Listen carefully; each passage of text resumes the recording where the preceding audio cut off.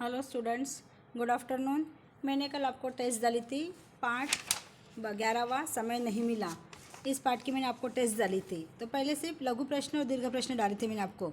आज हम देखेंगे उसका भाषा की बात। भाषा की बात के लिए आपको पहला प्रश्न दिया गया है, अनेक शब्दों के स्थान पर पूर्ण अर्थ का बोध कराने वाले एक शब्द का प्रयोग करने से भाषा संक्षिप्त और प्रभावशाली बनती है। हाँ, तो आपको एक वाक्य सिर्फ एक ही शब्द लिखना है। आपको इसके अनुसार दिया है प्रश्न। पहले प्रश्न में दिया है कि जो व्यवस्था के अनुसार हो, जो व्यवस्था के अनुसार हो उसे क्या कहते हैं? तो क्या कहेंगे उसको? व्यवस्थित। क्या कहेंगे? व्यवस्थित। ठीक है, तो वहाँ पे आपको लिखना है व्यवस्थित करके। ओके। दूसरा प्रश्न आपको दिया है अनुकरण करने योग्य। क्या दिया है? अनुकरण करने योग्य। तो उसको क्या कहते हैं? अनुकरणीय। क्या कहते हैं उसको? अनुकरणीय। समझ में आया?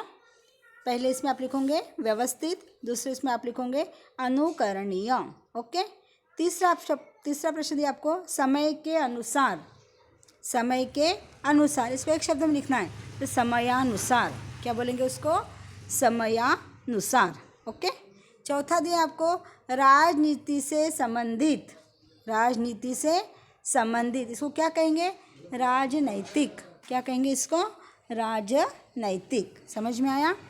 उसके बाद में आपको लास्ट वाला दिया है कपटपूर्ण चाल। क्या कहा है?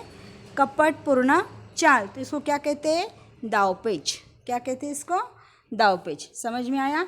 इस प्रकार से आपको पहले प्रश्न के अंदर भाषा की बात में अर्थपूर्ण शब्द लिखना है। पहले इसमें लिखोगे आप व्यवस्थित, दूसरे इसमें लिखोगे आप अनुकरणीय, तीसरे में लिखोगे समयानुसार, चौथे में लिखोगे राजनैतिक और पांचवें में लिखोगे कपटपूर्ण चाल की जगह पे दावपेच। ओके, समझ में आया यहाँ तक?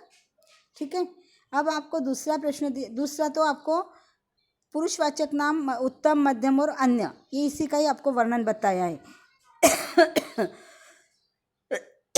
उत्तम पुरुषवाचक कौन से हैं? मैं, मुझे, मेरा, हम, हमारा आदि, ये हो गए तुम्हारे उत्तम पुरुषवाचक शब्द। दूसरे मध्यम पुरुषवाचक, तुम, तुम्हारा, आप, आपका आदि। ओके। बाद में अन्य पुरुषवाचक, यह, वह, ये, वे, उसका, इनका आदि, ये हो गए अन्य पुरुषवाचक शब्द। समझ में आया? अब आपको तीसरा प्रश्न दिया गया है, मूल शब्दों में इत प्रत्यय लगाकर नए शब्द बनाइए। मूल शब्दों में इत प्रत्यय लगाना है आपको, छोटी ई। तो आप पहला शब्द आपको दिया गया है नियम प्लस इत, तो क्या बनेगा? नियमित। नियम प्लस इत, नियमित। दूसरा दिया है व्यवस्था प्लस इत। व्यवस्था प्लस इत, व्यवस्थित। क्या आएगा? व्यवस्थित। तीसरा दिया है उपेक्षा प्लस इत, उपेक्षित। क्या आएगा? उपेक्षित। चौथा दिया है प्रभाव प्लस इत, प्रभावित। क्या आएगा? प्रभावित। पांचवा दिया है अनुमान प्लस इत, अनुमानित। क्या आएगा? अनुमानित। और छठा दिया है प्रस्ताव प्लस इत, प्रस्तावित। क्या आएगा?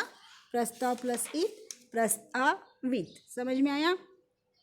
इस प्रकार से आपको ये प्रश्न मैंने समझाया है। उसके बाद में आपको समास दिया है, तो समास के पद सामासिक किसे कहते हैं ये आपको पढ़ाया गया है।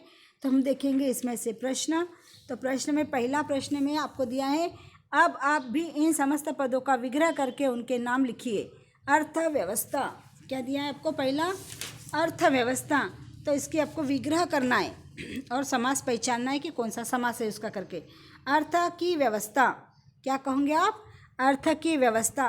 कौन सा समास है यहाँ पे? तत्पुरुष समास। कौन सा समास आया? तत्पुरुष समास। दूसरा दिया है बादशाह कंगाल। बादशाह कंगाल, तो अपन क्या लिखोगे विग्रह करके? बादशाह और कंगाल। समझ में आया? ये कौन सा समास हो गया यहाँ पे? द्वंद्व समास। कौन सा समास हो गया? द्वंद्व समास। दो एक साथ में आ रहे, इसको द्वंद्व कहेंगे।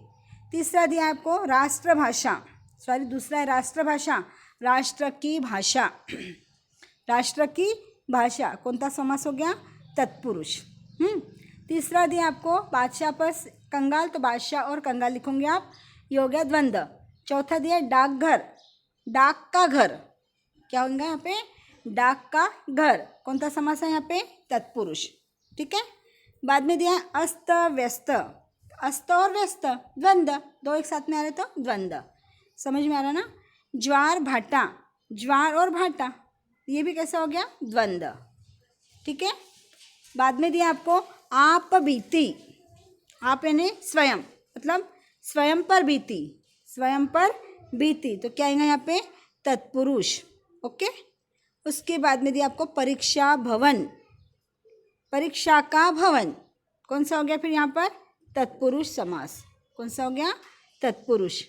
अब दिया आपको आगे का ऊंच नीच, ऊंच और नीच द्वंद्व समास। क्या आया? द्वंद्व समास। मन चाहा, मन का चाहा तत्पुरुष समास। क्या रहा? तत्पुरुष समास। इस प्रकार से आपको समास पहचान कर लिखते आना चाहिए। समझ में आए प्रश्न? ये लेसन समझा दिया आपको अच्छे से नोटबुक में लिख लेना और करना, मतलब पेपर में कोई भी क्वेश्चन आए तो आपको लिखते आना चाहिए। ओके, ठीक है।